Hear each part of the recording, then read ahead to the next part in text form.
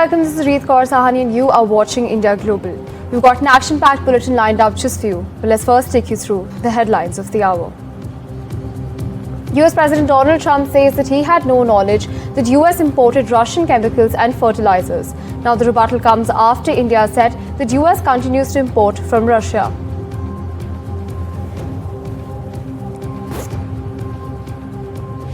NSA Ajit Doval is in Moscow amid US tariff threats. Doval has visited Russia amid the biggest Trump-India flashpoint.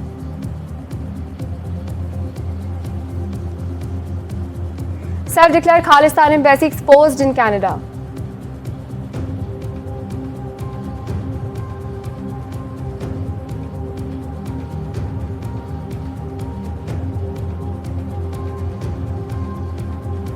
Bangladesh to hold national elections in February 2026, first major poll since mass uprising overthrew government last year.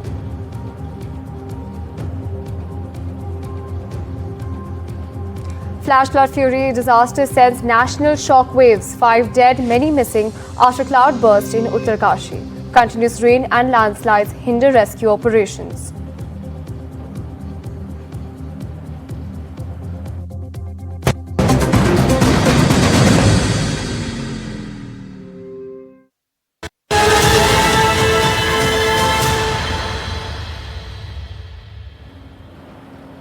We're tracking the top story of the hour for you. US President Donald Trump has said that he had no knowledge that Washington imports chemicals and fertilizers from Russia. Now, Trump's statement came after India said that US continues to import from Russia uranium hexafluoride for its nuclear industry, fertilizers, as well as chemicals. Now, when asked by a reporter whether US imports chemicals and fertilizers from Russia, of course, Trump said that he was unaware. Now, the comment came a day after Trump said that the United States would, quote-unquote, substantially raise tariffs on India over its purchase of Russian oil. Let's in fact listen in to what the US president had to say. Thank you, Mr. President. Thank you. India says that the US imports Russian uranium, chemicals, fertilizers, while criticizing their energy imports. Your response to that, sir? I don't know anything about it. I'd have to check, but we'll get back to you on that. Well, with our shifting tracks to other stories, Brazilian President Lula da Silva has turned down his US counterpart Trump's offer to call him anytime to discuss tariffs, saying that Rio de Janeiro would instead use all available resources, including the World Trade Organization, also known as the WTO, to defend its interests. Now, bilateral tensions between Washington and Rio de Janeiro have recently escalated following the United States' decision to slap a 50% tariff on Brazil to fight what Trump has in fact called a witch hunt against former President Jair Bolsonaro, who is on trial in fact on charges of plotting a coup against his election loss in 2022. Now, the Brazilian leader said that he would not call Trump to discuss the tariffs because the US leader does not want to talk. And also added, and I quote, that I will call Xi Jinping, I will call Prime Minister Modi, I won't call Putin because he cannot travel now, but I will call many presidents. Let's in fact listen in to what he had to say. Eu não vou ligar para o Trump para comercial não, porque ele não quer falar. Mas pode ficar certo, Marina. Eu vou ligar para o Trump para convidá-lo para vir para a COP, porque eu quero saber o que ele pensa da questão climática. Vou ter a gentileza de ligar. Vou ligar para ele, vou ligar para o Xi Jinping, vou ligar para o primeiro-ministro Modi, vou ligar. Só não vou ligar para o Putin, porque o Putin não está podendo viajar. Mas vou ligar para muitos presidentes. Cara, vem aqui. Well, with our shifting tracks to other stories, amid stiffening ties between United States and India over Russian oil imports, National Security Advisor Ajit Doval arrived in Moscow for a visit aimed at strengthening ties between Russia and India. Well, although the visit had already been scheduled in advance, it has now renewed urgency because of the United States' Donald Trump's comments regarding India's relationship with Russia. Well, of course, it's a crucial development coming in from Moscow, of course, where Ajit Doval is currently present.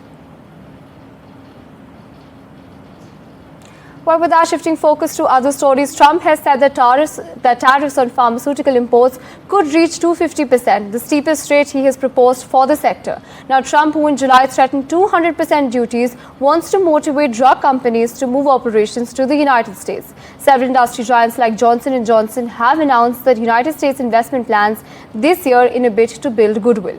But the complexity of supply chains means that companies' moves are unlikely to reduce US resilience on foreign sources, well, as per reports. Trump's latest threat comes as a major drug firm reports earnings this week. Pfizer raised its profit outlook on Tuesday despite looming tariffs, with the CEO hopeful that the duties will start out small. Well, NDTV Profit brings us more on this. US President Donald Trump has announced that the new tariffs on pharmaceutical imports will be coming within the next week or so, and this is the part of its bigger plan to bring manufacturing back to US and target key economic sectors. Now he says that they'll start with an initially small tariff, and then within 1 to 1.5 years they're going to move it, or it is projected to soar to 150%, and then eventually rapidly jump to 250%. What is the clear goal behind it? Simple: to force pharmaceutical production directly onto American soil. So this is his clear goal. This move follows Trump's recent blunt warnings to major pharmaceutical companies to either drastically cut costs or face unspecified penalties. It also comes after a May executive order aimed at tackling the US high drug costs, which the White House claims are 3 times higher than other developed markets. So lastly, if you see, so this new plan, to put higher tariff on imported medicines means a huge change, and it could really mix up how drug companies make or move their products around the world, and it might affect how much medicines the overall it cost. Well, with our shifting focus to other stories, India and Philippines announced an upgraded strategic partnership with particular focus on deepening defense and maritime cooperation as both countries seek to navigate their security concerns due to China's increasing assertiveness in the Indo-Pacific region. Now, the announcement followed by talks between Prime Minister Narendra Modi and visiting Philippine President Ferdinand R. Marcos Jr. Of course, this development comes right after that. Now, 13 agreements were signed, including 3 in defense sector. President Marcos, on his 5-day visit to India, said the two countries had agreed to continue leveling up collaboration in defense and security. He also noted that this would be the 5th strategic partner of the Philippines. Now, take a look at some of the significant takeaways so far. Friends by choice, partners by destiny. India and the Philippines' ties have entered a new era, signaling a major diplomatic shift in the Indo-Pacific. Amid China's growing influence in the region, the two countries upgraded ties to a strategic partnership. The goal? To counter Beijing's aggressive tactics in New Delhi and Manila's backyard. On his maiden visit to India, Philippine President Ferdinand Marcos Jr. held bilateral talks with Prime Minister Modi and Foreign Minister Jaishankar, inking 9 key pacts. Amid Trump's tariff threats, New Delhi and Manila also launched talks on a bilateral preferential trade agreement. मजबूत हो रहे रक्षा संबंध गहरे आपसी विश्वास का प्रतीक है। Maritime Nations के रूप में दोनों देशों के बीच मैरीटाइम कोऑपरेशन स्वाभाविक भी है और आवश्यक भी। Prime Minister Modi and I have committed to bring our collaboration to bear on shared concerns: a free, open and inclusive Indo-Pacific region, security and rule of law in the maritime commons, supply chain resilience, food security, countering terrorism and other traditional and non-traditional threats. Yet, there was more to this visit. India and the Philippines conducted their first joint naval exercises in the South China Sea, with Chinese Navy ships lurking in the shadows. While China accused both countries of undermining regional peace and stability, India made its position clear. Our position on the South China Sea is clear and consistent. We consider the South China Sea as a part of global commons, and we support freedom of navigation and overflight in the region and legitimate commerce through the waters of the South China Sea. Both New Delhi and Manila face territorial disputes with Beijing. India has also supplied its BrahMos supersonic cruise missile systems to Philippines and is having talks on submarine infrastructure. As the Indo-Pacific heats up, New Delhi and Manila are charting a new course together. Disha Bagchi for NDTV. Well, with our shifting tracks to other stories, just as India and Canada were making cautious moves to improve strained ties, visuals of an embassy of the Republic of Khalistan on Canadian soil have risked derailing hard-earned diplomatic progress. A symbolic embassy of Khalistan set up in Surrey has reignited tensions between India and Canada, even as the CSIS warns of Khalistani extremists operating on Canadian soil. Well, my colleague Maha Siddiqui brings us the details. Yet another attempt to stir a controversy and to derail the efforts by India and Canada to improve the ties. Placard of a self-proclaimed embassy of the Republic of Khalistan came up in a Gurudwara in Surrey in British Columbia. This is the same Gurudwara, Guru Nanak Sikh Gurudwara, that was led by separatist Hardeep Singh Nijjar, and in fact Hardeep Singh Nijjar was gunned down in the parking lot of this Gurudwara. This had led to the downward spiral in which the India-Canada ties went into, with the then Prime Minister Justin Trudeau accusing India of being behind the killing of Hardeep Singh Nijjar, which India had flatly denied. Now, the two sides have tried to overcome that situation and the diplomatic friction that was created because of the killing of Hardeep Singh Nijjar after 2 years, when Prime Minister Mark Carney and Prime Minister Narendra Modi met on the sidelines of the G7 summit in Kananaskis in Canada and decided to take the ties one step at a time in trying to improve them. Now, this irritant of Khalistan has once again emerged with this placard that has come up in the Gurudwara. This has been a matter of concern for India, and India has raised this issue several times with Canada, saying that it provides space for the separatist movement to grow in Canada, and this is a matter of concern for India.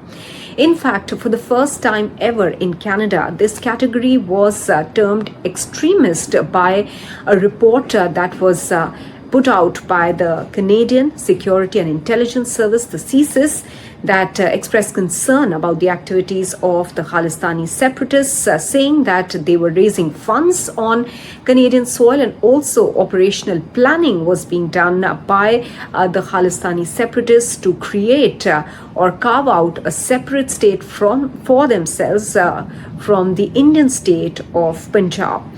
Now, this current situation is also concerning because this placard has come up on a community center in the premises of the Gurudwara, and it is believed that the community center received funds from the provincial government.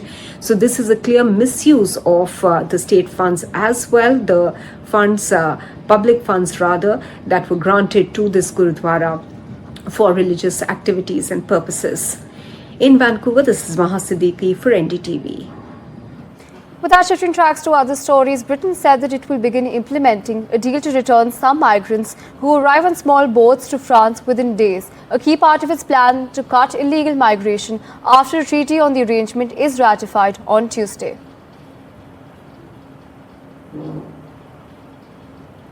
With that, we're slipping into a very short break. More news and updates on the other side.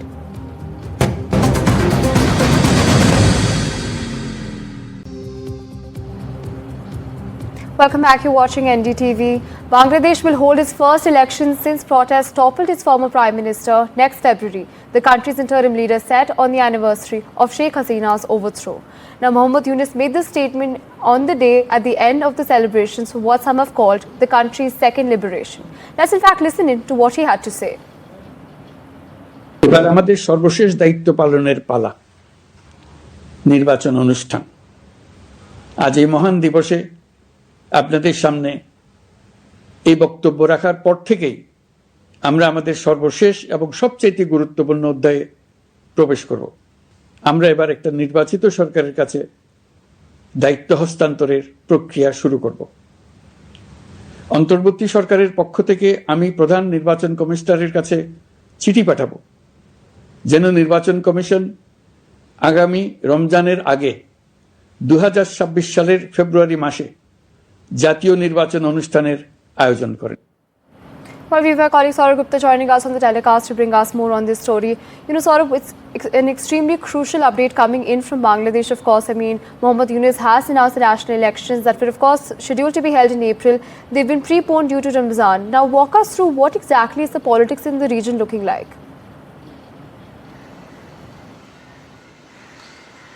Well, there was demands from several political parties in Bangladesh to bring forward the date of the elections. April was too far off and seen as a delaying tactic by the interim government.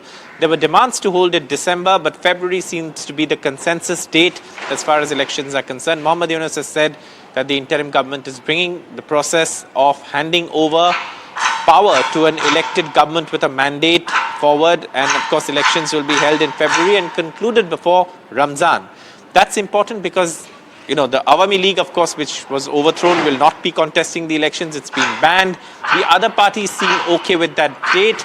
Only the Jamaat was one force which did not want the elections that early. But otherwise, everyone seems to be on board. And India will be watching the developments very closely to see who becomes the next Prime Minister of Bangladesh and how India can work with Bangladesh as they are our immediate neighbor. And the ties between the Yunus-led interim government and India have been particularly strained. So there is hope for improvement if perhaps the new government in Bangladesh takes charge and works on the India-Bangladesh bilateral relationship. Truly, Saurabh, thank you so much for joining us and sharing those details with us. While shifting focus to other stories, this time to another neighbor of India, when the Taliban seized power in Afghanistan in 2021, they quickly set about implementing a dizzying array of restrictions for women. No visiting parks or gyms, no eating in restaurants, no working except in very few professions, and no education beyond primary school. With girls banned from high school and universities, many are turning to religious schools known as madrasas instead. The only other option they have is to learn online. While Afghan women could do little but watch as their country's government, in fact the new Taliban government, impose a stranglehold on women's lives. The main goal was to try give back to the community, especially to the Afghan women, what I had received from the other people, for free. I think sharing knowledge is something good. I believe this sharing knowledge is what makes a real difference to someone. If I learn something and if I don't share it, and then sometimes I pass away and then I get all the knowledge that I have with me to the other world, okay? And if I share it, it just go and expand, and then there's more people to know things. Well, with that, shifting tracks to other stories, in a stunning revelation, an outplacement firm's analysis shows that over 10,000 jobs were lost in July alone, directly linked to the rise of generative AI system. Well, NDTV World's Vishal Vivek shed light on the story with this special report. Take a look. Artificial intelligence is no longer the future, it's the present. A new report reveals AI is already replacing tens of thousands of jobs every month across the US. In a stunning revelation, an outplacement firm's analysis shows that over 10,000 jobs were lost in July alone. Directly linked to the rise of generative AI systems. AI now ranks among the top 5 causes of layoffs in 2025. Meanwhile, the latest US jobs data says that employers added only 73,000 jobs in July, well below economists' expectations. According to the World Economic Forum's Future of Jobs report, by 2030, an estimated 92 million jobs will be displaced by AI. The same report indicates that 170 million new jobs will be created because of AI.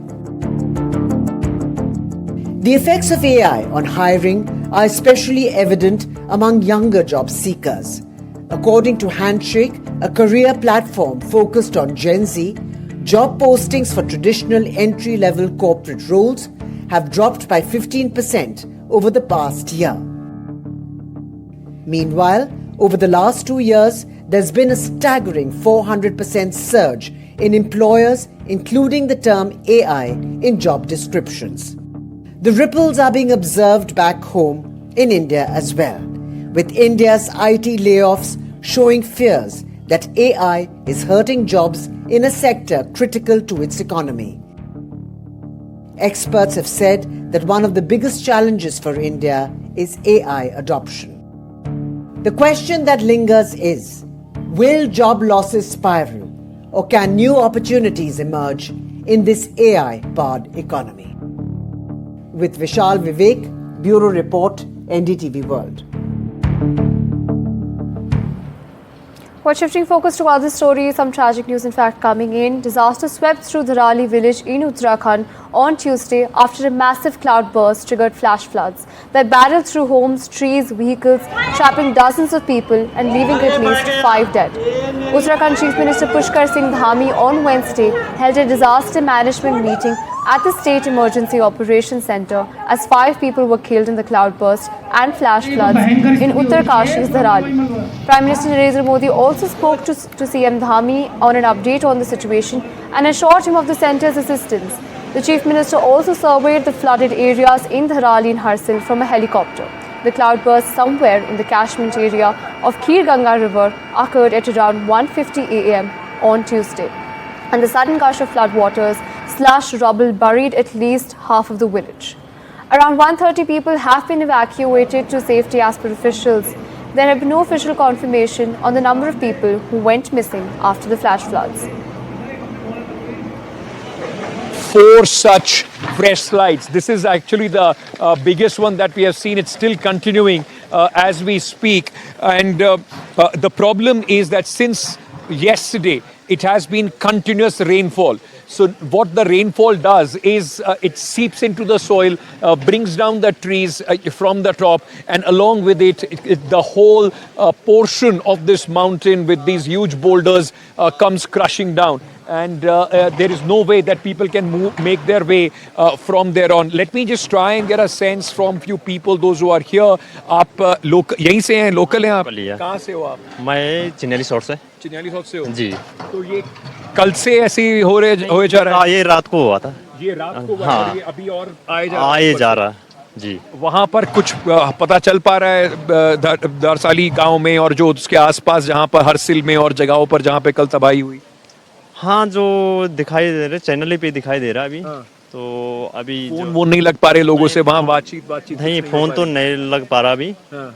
लेकिन कुछ लोगों को लग रहा है जो वहाँ पे पता चल पा रहा है। इस सड़क पे कितना आगे तक जा पा रहे हैं? मतलब अगर ये खुल जाएगा तो आप जा पा रहे हो वहाँ तक? नहीं जा पा रहे हैं? वहाँ तक तो नहीं जा पाओगे क्योंकि भटवाड़ी से आगे फिर रोड धस रखी है। पूरी रोड धस रखी है जो मैंने सुबह को देखा था। जी।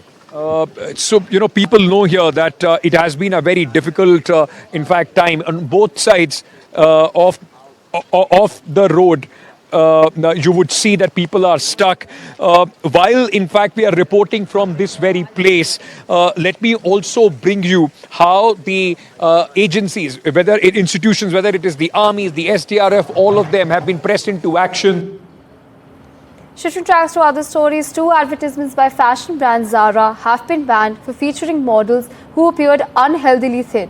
A UK watchdog ruled that irresponsible advertisements must not appear again in their current form and that Zara must ensure that all of its images were prepared responsibly.